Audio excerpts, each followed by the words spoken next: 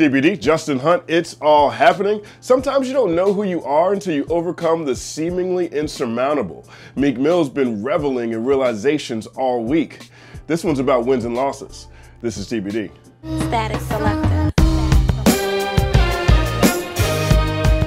Meek Mill's in the midst of his best professional 7 days he's had in years. His third studio album, Wins and Losses, debuted to super strong reviews. Pitchfork gave the project a 7.4. Sheldon Pierce described it as a comeback by any measure, honest and gripping. Over at Ambrosia for Heads, we praise Meek for adding a dimension of conscious rap that is authentic and powerful. AFH Home Team, that was specifically in reference to Young Black America, which is track 13 off the project. It's also the tail end of Wins and Losses, the 26-minute mini movie released in conjunction with the album. It's actually an engrossing watch depicting the cycle which plagues so many impoverished communities. We hear about this all the time. Isn't it time for us to really do something to change this? Meek even found himself as a soundtrack to the week's top NBA beef. After news broke that Kyrie no longer wanted to play with King James, many took LeBron's snap of him rocking to Meek's heavy heart as a subliminal response to the all-star point guard.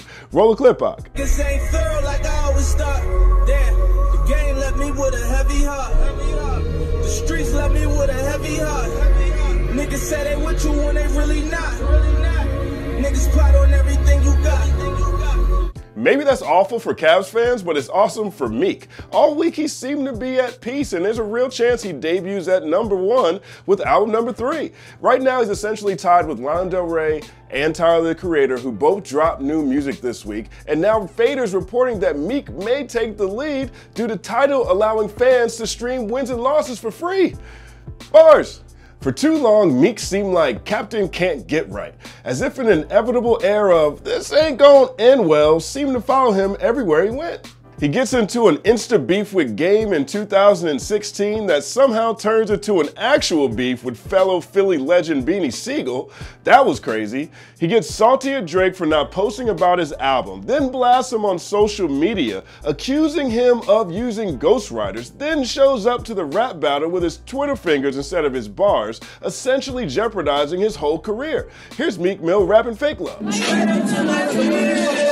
Had to bring that one back. But Meek's addressed all of this all week. He's talking about how his battle with Drake was actually a W because he was getting soft at the time. He was living in Beverly Hills. He was laid up with Nicki Minaj's all handcrafted everything, and weathering a Canadian storm has now turned him into a monster. It's interesting watching the narrative around that conflict begin to evolve.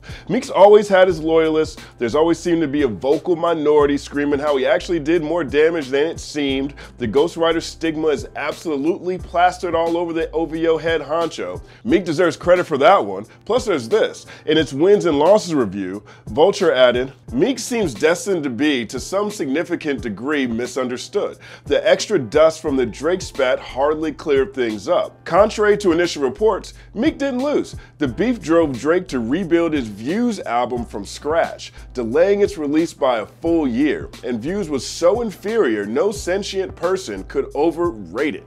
There was this too. In a conversation with Philly's Cosmic Kev on Power 99, Meek said his relationship with Nicki was a W because he bagged the girl he'd always had his eye on. He said the breakup was an L because it always sucks getting your heart broke. Real rap. And perhaps his biggest W, detailing how kicking pills, handling his addiction, has brought clarity to everything.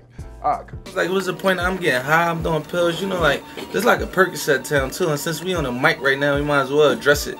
Like, all the young boys running around taking pills all day and getting high, and it's basically a form of dope. Like, when you stop taking the pills, they like break your body down, so they gotta keep on taking the pills. And I'm not knocking you if you do it, because I did it at one time, and I know how hard it is to get off of it, but that's for suckers. We came up straight hustlers. Like, we make money, we trying to win, we ain't trying to escape reality. It's already real out in these streets, people dying, going to jail.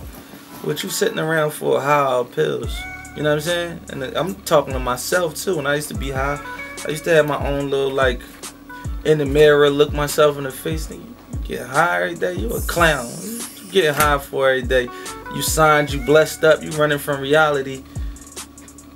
For what? You dreamed about being on this level. What you running from reality for? You know what I'm saying? Yeah, I know there's somebody listening to it that's caught up in the middle trying to get off perks, but it's like killing their body.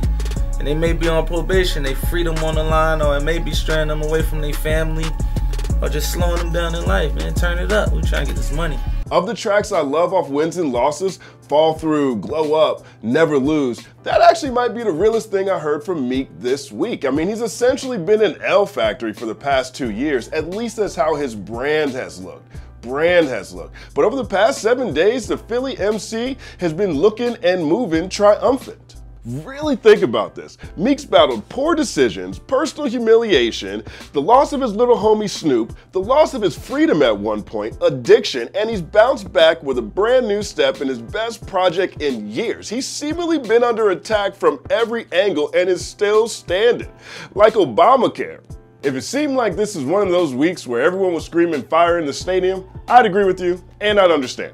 Trump tweeted that after speaking with his generals, transgendered Americans are no longer allowed to serve in the military because of increased medical expenses. A number of Republican senators, along with Defense Secretary James Mattis, they all hated the idea. So did Caitlyn Jenner. Then there was this. Trump's new White House Communications Director, Anthony Scaramucci, went full Martin Shkreli in an interview with The New Yorker. He accused Steve Bannon of sucking his own cock. That's a quote. Attempting to build his brand off the presidency. He called former Chief of Staff Reince Priebus, back when he was still Chief of Staff, a fucking paranoid schizophrenic, a paranoiac. Brand new word. He threatened to kill all the leakers. It was crazy. He isn't fired. Apparently Trump loved it. Jesus. There was so much nonsensicalness going on that it was easy to miss the Senate deciding to bring the Obamacare skinny repeal back to the floor. The Congressional Budget Office announced that that piece of legislation would increase premiums by 20% and swell the ranks of the uninsured by 15 million by the end of next year. Listen to South Carolina Senator Lindsey Graham's explanation on the measure. The skinny bill as policy is a disaster. The skinny bill as a replacement for Obamacare is a fraud. The skinny bill is a vehicle to get in conference to find a replacement.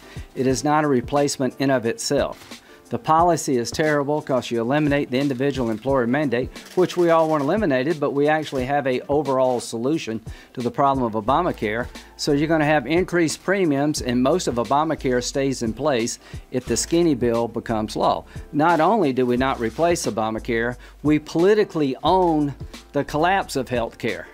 I'd rather get out of the way and let it collapse than have a half-ass approach where it is now our problem. So we're not going to do that with our vote. But he actually did vote that way. So did the guy to his right, Ron Johnson. Now there's 100 people in the Senate. All 48 Democrats voted against it. The Republicans had 2 hard no's. You need 51 to pass in any direction. And when it came time to vote, again, Lindsey Graham and Johnson both voted yes for the repeal, despite how principled Graham sounded. John McCain, Mr. Maverick, Mr. I gave y'all Sarah Palin and y'all can't give her back, shocked Congress this week when he did this.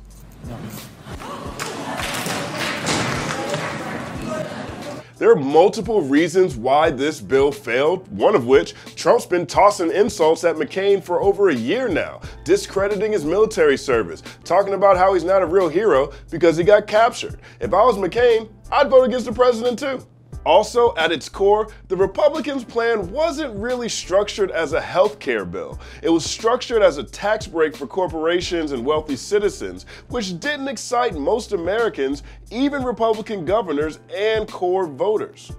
Republicans have screamed repeal and replace for 7 years. Repeal and replace, repeal and replace. They campaigned on it for 4 election cycles. Repeal and replace. In 2016, they captured the House, the Senate, the White House, and in 2017, they have the judiciary as well. And they have complete control of government. Complete control of government. And even with complete control of government, they couldn't kill the ACA, the Affordable Care Act. Like Meek Mill, Obamacare is looking stronger than it's looked in years. 2 things we're waiting on though. 1, at the moment it seems as though Congress will now have to work to improve the current ACA. We'll have to see what happens when Congress gets back from recess. And 2, in that same Cosmic Kev interview this week, Meek Mill disses corny bloggers and calls out academics for not sharing his album on social, which is essentially the core of his beef with Drake in the first place, plus Trick Daddy. So we'll have to wait and see how all that plays out as well. But does wins and losses signify a true return to form for Meek Mill? Does that vicious Philly lyricist who seemed poised to own the industry a few years ago, is he back for real, for real? For real, for real? Or for real, did he ever fall off in the first place? I don't have to answer these questions.